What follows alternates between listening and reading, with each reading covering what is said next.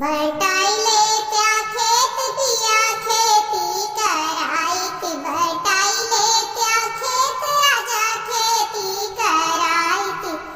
बटाईले त्या खेत बिया सरसों बोआई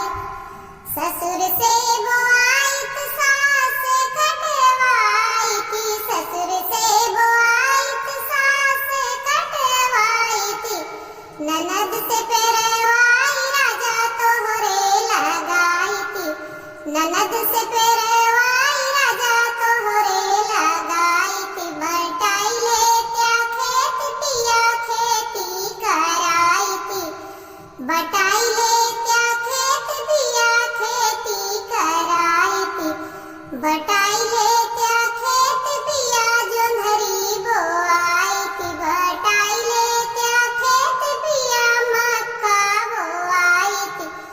जेठ से बोआई थी जेठान से पिटवाई थी जेठ से बोआई थी जेठान से पिटवाई थी देवर से भुजवाई राजा तोहका चबवाई थी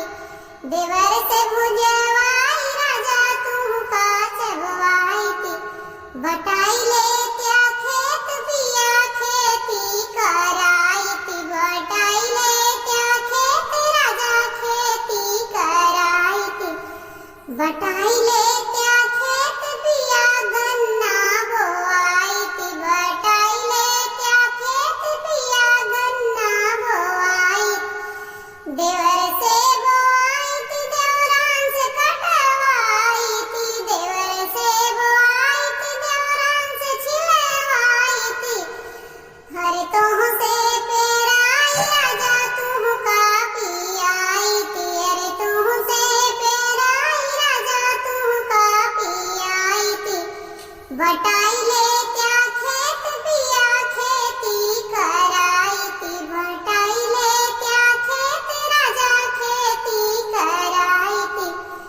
बटाईले त्या